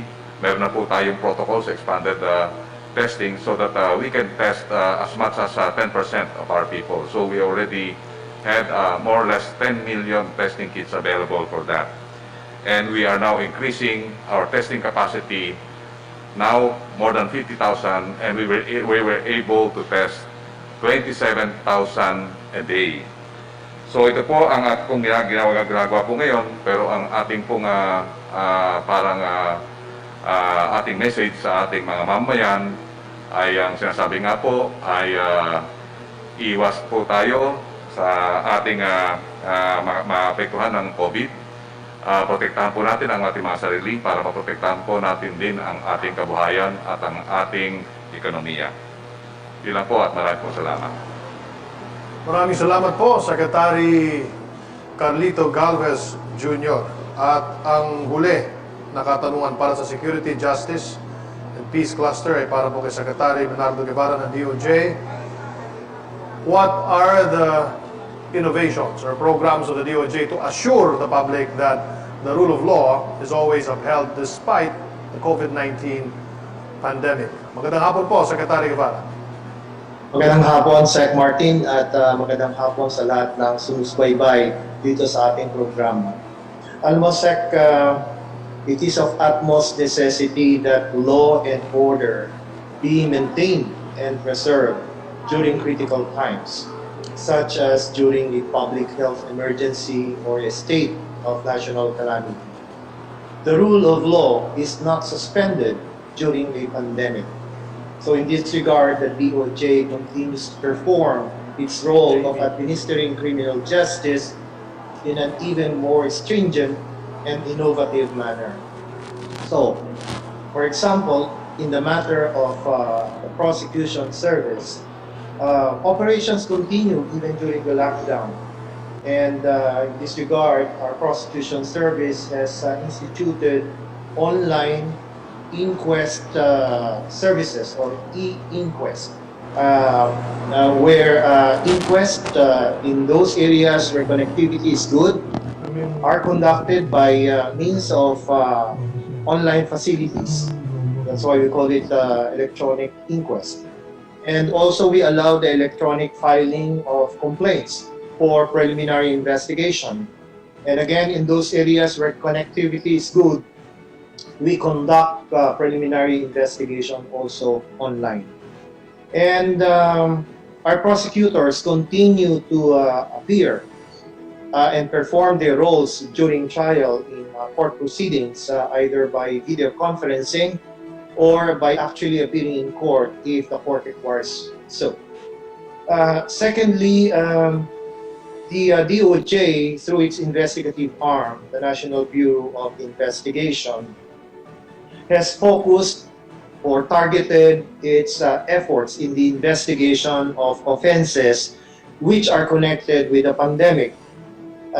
Most notably, cases pertaining or complaints pertaining to hoarding, overpricing, profiteering, violation of the cash aid, yung tinatawag nating ayuda, violation of quarantine protocols, and so forth and so on. Thirdly, the DOJ is a major participant. In fact, it's an original member of the IATF. And during the regular meetings of the IATF, the DOJ makes or ensures that whenever stringent measures are being considered by the IATF in order to prevent the transmission of the virus, that the constitutional rights of the people are also protected. So we discuss, we factor in during our discussions measures on how to ensure that certain rights of the people, no? For example, the right to travel, right to privacy, right to free exercise of religion, right to peaceable assembly, and so forth and so on, are also respected. So those are the ways and means that the DOJ has been performing its role in the administration of justice during the pandemic times. Thank you, Secretary. Thank you so much, Secretary Guevara. Ang ating susunod po na katanungan ay para po naman sa cluster ng Climate Change Adaptation Mitigation and Disaster Risk Reduction Cluster. Unahin po natin si Secretary Roy Cimatu. How will the Enhanced National Greening Program help communities whose livelihoods are affected by the pandemic? How will your department help communities whose livelihoods are affected by the pandemic? Secretary Roy Cimatu, good afternoon po muli. Good afternoon, Secretary Andanar. Noong nag-umpisa tayo ng mag-ECQ, ay naramdaman ko na hirap talaga yung mga nasa bundok. Wala na silang trabaho eh. So ang ginawa ko ay sinabihan ko yung aking director na pwede bang yung mga seedlings na itatanim, kasi wala pa naman tatanim na yun, di ba mag-ulan eh. So habang wala pa yan, ay sila ng konting pangano sa mga pamilya. So instructions na i-advance ko na yung para sa mga seedlings nila. Anyway, nandiyan na yung seedlings eh. So, nagbigay sila ng mga 700 million na kaagad para sa mga pantawid lang muna, para sa mga pamilya. About 7,000 families ang nabigyan ng advance. So, meron sila ngayon ginamit para sa during the pandemic. Kasi normally naman nabibigyan sila ng pondo ng National Greening Program sa sa third quarter, fourth quarter na sa tagulan. So habang wala pa yon ay binigyan namin. So yan ang pantawid nila. Nagamit natin yung National Greening Program para dito sa mga initial naman na kailangan ng mga tao doon, especially sa families. So ito ang medyo humble contribution ng aming department para naman lalo na yung mga hindi pa nakatanggap at that time ng dito yung social amelioration, ito daw guys sa kanila. So na-anticipate ko na ito, Mr. Secretary. Maraming salamat. Maraming salamat po, Secretary Roy. Ang susunod po na katanungan ay para po kay Secretary Delphine Lorenzana. What are the preparedness actions or measures of the National Disaster Risk Reduction Management Council Office of the Civil Defense for the rainy season? Magandang hapon po muli, Secretary Del. Magandang hapon, Secretary Martin. We do not need additional preparation for this because for the past several years, we have been developing the infrastructures and capacities of our regional and provincial disaster management councils. So nandiyan na sila dahil nga tayo ay dinadalaw ng ulan at bagyo taon-taon, ay nakagawa na tayo ng mga hakbang. We have already strengthened the capacities of the provinces, the towns, and the barangays, in fact, to address any adverse effect of the rainy season.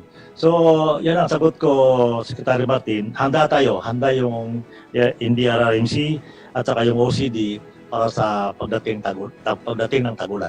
Thank you.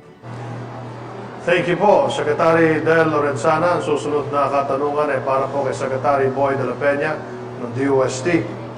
The country, being prone to various natural hazards, needs to be on guard from these threats while also combating COVID-19.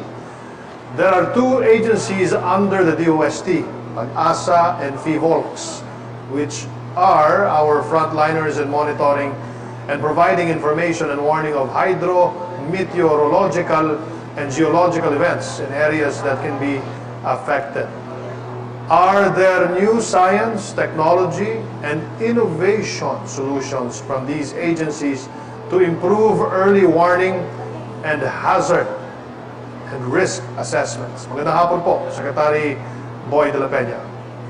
Magandang hapon, Sec. Martin. And I have to speak for two agencies under the Department of Science and Technology.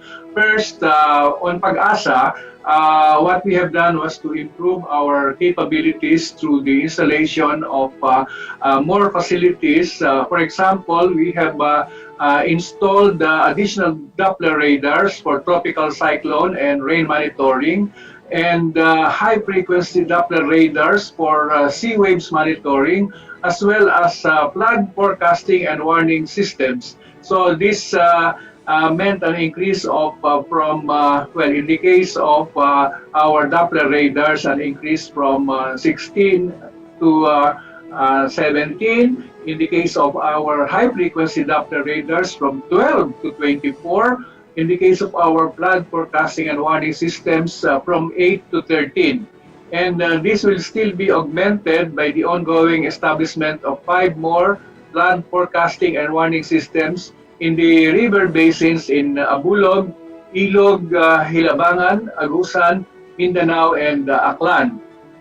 We also have a new method to predict the likelihood of tropical cyclone occurrence within the next 2 weeks.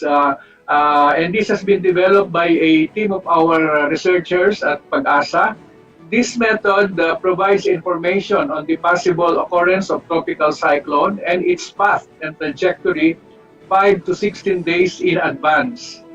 It is now being used and tested by Pag-asa's weather forecasters, and the initial observations reveal that the new method performs with considerable accuracy. Now, in the case of our PBOX, to improve our capability to monitor earthquakes, we continuously expanded the Philippine Seismic Network through the commissioning of additional satellite telemetered seismic stations. So from 98 seismic stations in 2017, we have now 104 seismic stations nationwide. And this will help us monitor small earthquakes with magnitudes less than 3, which is essential in predicting possible sites of bigger and more damaging earthquakes.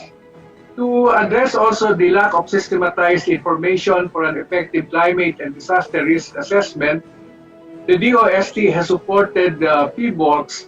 Actually, they led a multi-agency geospatial information management and analysis project for hazards and risk assessment in the Philippines, which we call in short GeoRisk PH.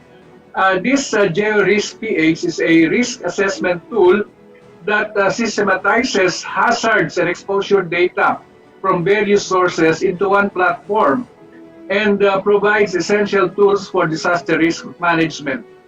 The most publicly accessed tool of the GeoRisk PH platform is the web-based Hazard Hunter PH.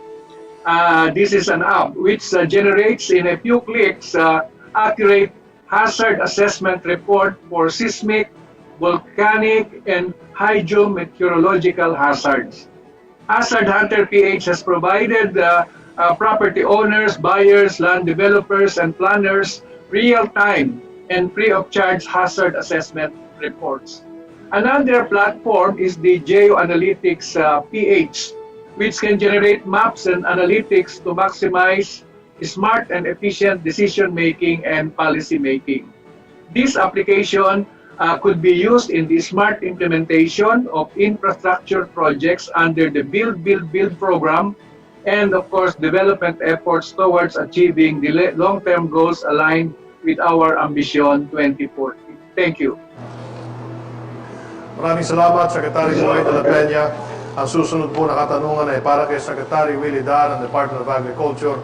Sa panahon ng pandemya, paano natutulungan ng Department of Agriculture ang mga maliliit na magsasaka sa kanayunan na halos hindi makapagdala ng kanilang produkto sa mga pamilihang bayan upang ipagbili at makapamili din ng kanilang sariling pangangailangan, lalo na sa araw-araw na pagkain.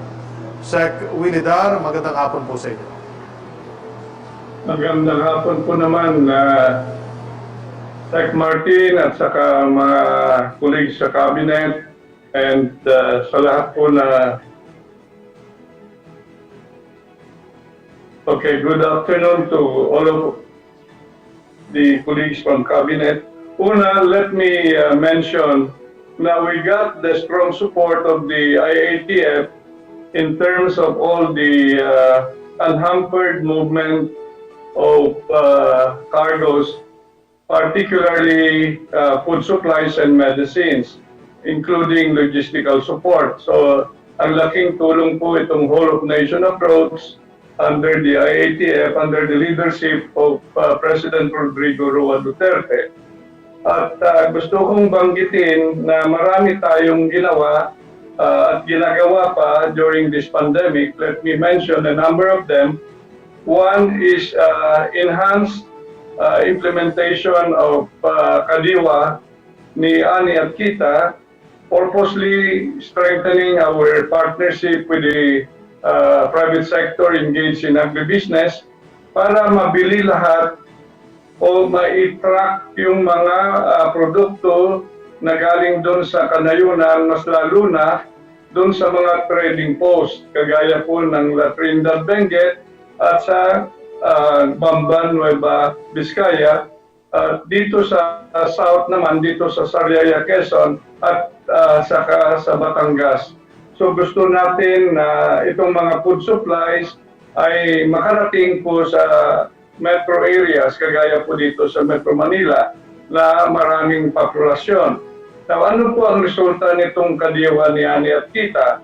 Mayroon total sales na 5.5 billion as a result of partnering with agribusiness sector and even the farmers themselves help themselves track their produce towards the market areas, kadiwa outlets dito sa Metro Manila. Mayroon rin tayong ugnayan sa mga local government units at may advokasya tayo during these last 4 months na yung mga local government chief executives ay bibili na ng mga food packs for their distribution at may na-monitor po kami na worth 2.5 billion na ang binili ng local government units sa mga kanilang mga farmers at fishers. So ang laki po ng influensya nitong kadiwa at Ani at Tita. Pangalawa po ay mayroon amelioration for farmers. Yung, let me mention a number of these amelioration programs. One is mayroon tayong expanded Sure Aid and Recovery Project for marginal small farmers and fishers. They can borrow as high as 25,000 pesos, zero interest, and payable in 10 years, walang collateral. Ilan na po ang nag-avail nito? We have total 30,699 farmers getting 767 million pesos, and we have released to our partner lending conduits 1.12 billion pesos. Now, another Sure Aid loan program ay para sa micro and small enterprises naman. 93 enterprises have now availed, totaling 646 million pesos, and we have released to our partner lending conduits 1.5 billion pesos.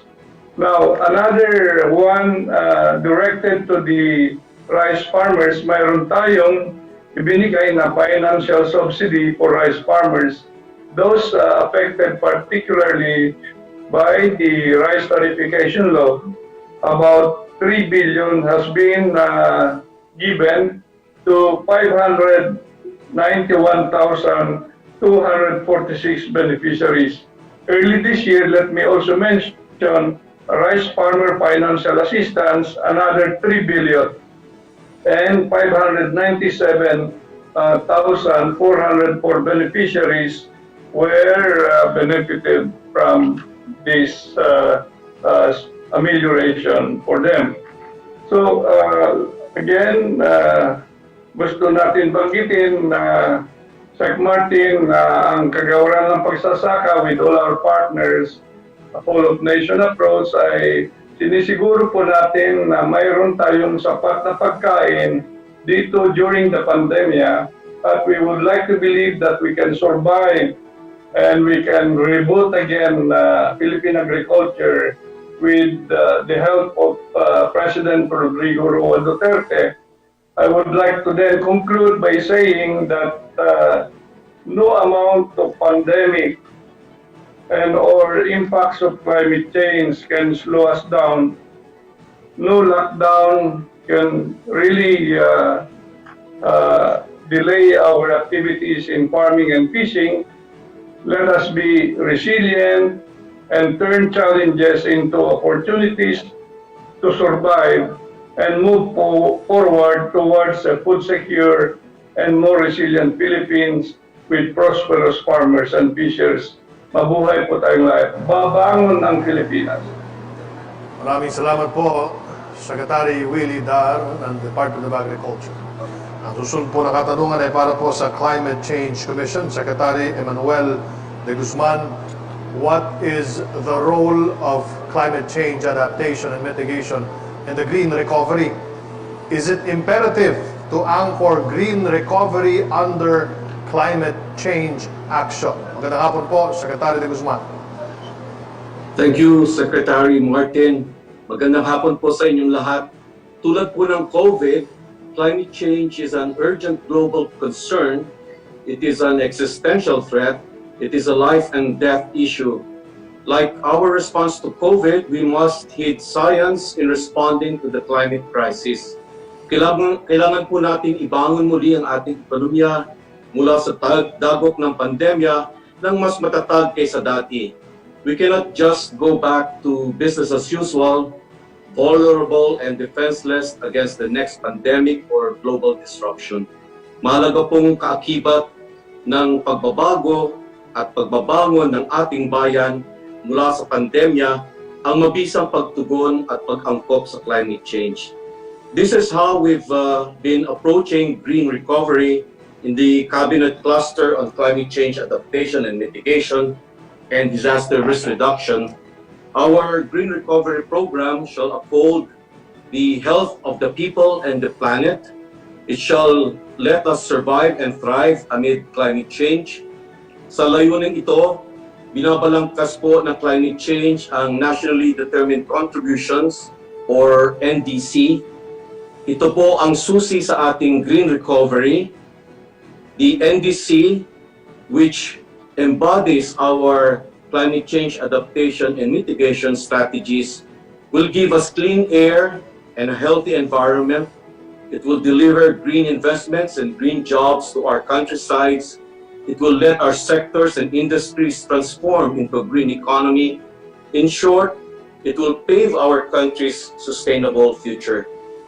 This transformation is achievable po if we act now and act together, because the timing and scale of our response will spell the difference between suffering and surviving from the impact of climate disruptions.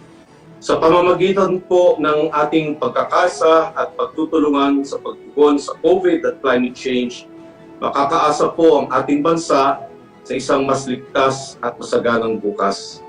Maraming pong salamat, Sec. Martin. Maraming salamat po sa inyong panahon, Secretary Manuel de Guzman ng Climate Change Commission. Ang huling katanungan po natin ay para kay Cabinet Secretary Carlo Nograles. Do you think that the goal of the pre-SONA fora has been achieved despite the pandemic that the country is in right now? Cabinet Secretary Carlo Nograles, magandang hapon muli sir. Magandang hapon po muli, Secretary Martin Andanar. Opo, alam naman po natin na ang hangarin po ng ating mga pre-SONA ay para tulungan ang ating Pangulo na maikwento, maibalita, maipahayag ang lahat ng mga nagawa na, ang mga ginagawa at kung ano pa ang gagawin ng kanyang administrasyon at ng inyong pamahalaan. Dahil hindi naman po maipasok sa loob lamang ng isang speech ang lahat ng mga ito. Kaya nga po, sa pamamagitan ng ating pre-SONA ay naisa publiko na po natin ang lahat ng mga data, mga facts and figures, ang lahat ng mga numero patungkol sa ating mga accomplishments at sa ating mga targets. Pangalawa po ay naipahayag po natin ang lahat ng mga programa, proyekto at mga activities na gagawin at ginagawa ng inyong pamahalaan. At napaka-importante po nito sa panahon ng COVID-19 dahil gusto po natin i-assure ang ating mga kababayan na patuloy po ang lahat ng mga programa at proyekto ng gobyerno. In fact, nadagdagan pa bilang panlaban natin sa pandemya ng COVID-19. At sa pamamagitan ng ating mga open forum at sa ating pre-SONA ay nagkaroon tayo ng isang feedback mechanism upang ating marinig mula sa ating mga kababayan kung ano pa ang kanilang mga katanungan, ano ang kanilang mga issues at concerns.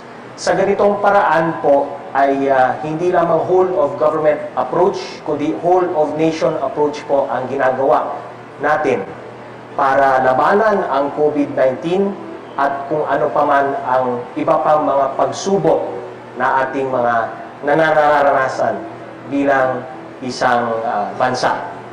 Ang importante po para sa lahat ay anuman ang klaseng pagsubok ay kailangan tayong lahat ay magkaisa, magbayanihan at magtulungan. At siyempre dapat hindi po tayo mawawalan ng pag-asa. Maraming salamat po. Maraming salamat po, Cabinet Secretary Nograles. Maraming salamat sa ating mga Cabinet Secretaries. Sana'y nabigyan dinaw ang ilan sa mga katanungan ng publiko.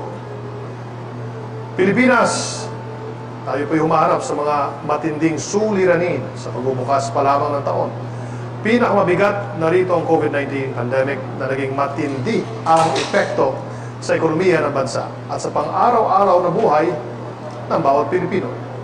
Dito, higit na nasubok at napatunayan ang tunay na pagkalinga ng ating gobyerno na maipadama ang malasakit sa sambayanan. Ano ang mga susunod na hakbang ng administrasyon? Panurin po natin ang mensahe ni Pangulong Rodrigo Roa Duterte.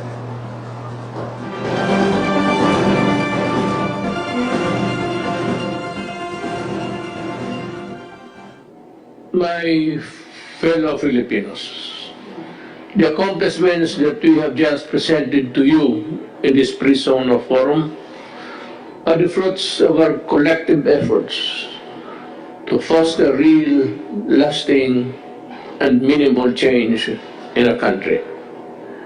Numerous trials have tested our resolve these past few years, but we always emerge victorious because of our unity and bayanihan as a people. As we look to the future with much hope and positivity, let us continue to work together to build a better and more prosperous Philippines, and for ourselves and the next generation of Filipinos. Mabuhay ang Republika ng Pilipinas.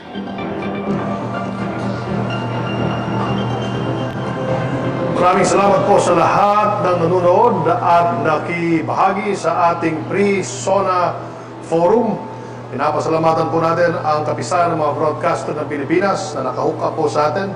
Kasama po dyan ng Philippine Broadcasting Service, DZMM, DWWW, DZXL-RMN, DZRH, DZWB, Bombo Radio, Radio 5, 92.3 News FM, the Philippine Information Agency, the Philippine News Agency, Filipino Star Ngayon, PTV, IBC, CNN, Signal TV, GMA, DZRH, Signal TV, One News, DWIZ, GMA News, News 5, Manila Times, RPN, DD, Katropa, DWBW, DWRN, Radyo Kaisahan, Abante Tonight, at sa lahat po na naka-tune in po ngayon, na naka-hook up. Maraming salamat po. Please stay tuned dahil pagkatapos ng programa ito, mayroon tayong virtual presser kung saan natin bibigyan kasagutan ang mga tanong naman galing sa ating mga kaibigan sa media. Sa ating cabinet cluster heads and members, salamat sa inyong pakikipagtulungan. Nakasama natin sa unang bahagi ng pre-SONA forum na ginanap noong July 8 ang Economic Development Cluster at Infrastructure Cluster. Nakapahinggan natin sila Department of Finance Secretary Carlos Dominguez, Bangko Sentral Governor Benjamin Jokno, at Department of Public Works and Highways Secretary Mark Villar. Ayon sa ating economic managers, tinamaan ng husto ang ating ekonomiya ng pandemyang ito. Nahihirapan man tayo, katulad po ng mga bansa sa buong mundo, ngunit dahil sa reformang pinansyal at maayos na pangasiwa sa ating ekonomiya, bago pa man tumama ang COVID-19 pandemic, tayo ang isa sa pinakamalakas, pinakamatibay at pinagkakatiwalaang ekonomiya sa rehiyon. Nakatulong ito sa maagap na pagtugon sa pangailangan ng ating mga kababayan. May mga senyales na rin na bumabangon ang ating ekonomiya. Muling maibabalik sa dati ang takbo ng mga negosyo sa muling may angat ang estado na ekonomiya ng ating bansa. Hindi rin matitigil ang implementasyon ng mga proyekto sa ilalim ng Build program upang makakatulong sa pagbigay ng napakaraming oportunidad ng trabaho sa mga manggagawang Pilipino na siyang importanteng bahagi ng ating economic recovery. Nakasama naman natin sa pangalawang Pre-SONA Forum na ginanap noong July 15 ang Human Development Poverty Reduction Cluster at ang Participatory Governance Cluster. Napahinggan natin sila Department of Social Welfare and Development Secretary Rolly Bautista, Department of the Interior and Local Government Secretary Eduardo Año, and DBM Secretary Wendell Abisado. Patuloy ang pagpapatupad ng mga programang mapagkalinga para tumugon sa pangailangan ng taong bayan sa usapin ng kalusugan, kabuhayan at edukasyon, pati na rin ang pagtulong sa ating mga kababayang maralita ngayong panahon ng pandemya. Sa ating whole-of-nation approach, mas mabilis at epektibo ang paghatid ng serbisyo sa publiko. Sa maigting na pagtutulungan ng gobyerno at bawat mamamayang Pilipino, babangon tayong sama-sama. Ngayong umaga, sa pangatlo at huling bahagi ng Pre-SONA Forums, nakasama po natin ang Security, Justice, and Peace Cluster at Climate Change Adaptation, Mitigation, and Disaster Risk Reduction Cluster. Napakinggan po natin sila Department of Environment and Natural Resources Secretary Roy Simatu at Department of National Defense Secretary Delfin Lorenzana. Lalong paiigtingin at bibigyang prioridad ang pagpapanatili ng peace and order sa buong bansa. Ngayon tayo ay nagsisimulang bumangon sa mga hamon na dulot ng pandemya. Patuloy rin ang pagsabak sa aksyon para mapangalagaan at maprotektahan ang ating kalikasan. Lahat ng mga layuning ito, maliit man o malaking programa at proyekto, ay makakatulong sa pagkamit ng mapayapa at maginhawang pamumuhay ng lahat ng mga Pilipino. Ito po ang patuloy nating pagkalinga para sa kinabukasan ng ating bansa. Ating abangan at subaybayan ang State of the Nation Address ni Pangulong Rodrigo Roa Duterte sa darating na Lunes, July 27. Ako po, si Secretary Martin Andanar para sa Tatak ng Pagbabago 2020, the Pre-SONA Forums. Kapag tulong-tulong, kaya nating umahon. Magkakasama, tayo ay babangon.